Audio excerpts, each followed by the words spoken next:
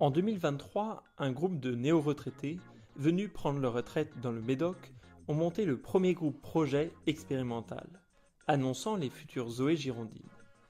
Face au dysfonctionnement du modèle de gestion de la vieillesse de l'époque, ces jeunes retraités décident de s'organiser et commencent à interpeller les institutions et acteurs locaux, notamment les jeunes retraités agricoles et viticoles du coin. Ils font pression sur les pouvoirs publics, sur un espace politique en friche où on observe un affaiblissement du système de gouvernance. Face à cette situation et afin de suivre cette expérimentation, l'État et les collectivités ont constitué un collectif d'experts transdisciplinaires, socio-juristes, alter-économistes, coachs du deuxième printemps, hors des frontières administratives et géographiques habituelles, préfigurant ainsi les ministères mobiles.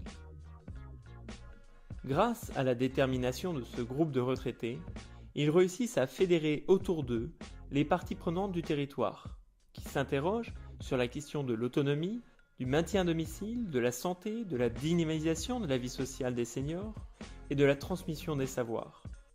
Ces parties prenantes s'organisent et interagissent via une plateforme collaborative en ligne appelée e-passeur de temps. Initiés par une dynamique basée sur la vie sociale, ces néo-retraités s'organisent progressivement en habitat coopératif, s'apercevant que cela génère une demande sur le territoire à laquelle ils ne peuvent répondre. Ils organisent une levée de fonds. Ils mobilisent tout un réseau d'acteurs, retraités, actifs, s'interrogeant sur leur avenir, des banques coopératives, des mutuelles, pour assurer un financement participatif leur permettant de faire levier sur des financements européens. D'autre part, un réseau de vignobles du Médoc se sont emparés de l'expérimentation en finançant indirectement le projet par la mise en place du droit d'activité sociétale. Ces 1000 collaborateurs, travailleurs viticoles, commerciaux, œnologues, saisonniers, responsables qualité, disposent de 5% de leur temps de travail à dédier au projet des passeurs de temps. Aujourd'hui, en 2033, ce ne sont pas moins de 15 hameaux collaboratifs répartis sur 100 km² dans le nord du Médoc qui permettent à 2000 retraités de partager leur habitat avec 1500 familles médocaines et vivre ainsi pleinement leur deuxième printemps. Non seulement les objectifs d'autonomie, de santé, etc. ont été atteints, mais la plateforme des e-passeurs de temps a permis d'améliorer le lien intergénérationnel et la transmission des savoirs.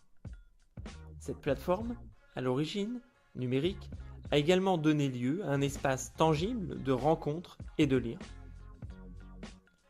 Ce nouveau mode de développement de projet, évalué collectivement et alimenté par le travail des ministères mobiles, a initié la création d'une seconde zone expérimentale sous l'impulsion de jeunes urbains bordelais autour de la réappropriation de la mobilité et des énergies fluviales, passeurs de rive. La dynamique de ces premiers projets, soutenus par les ministères mobiles, a permis de pérenniser la démarche sous la forme des ZOE, zones opérationnelles expérimentales.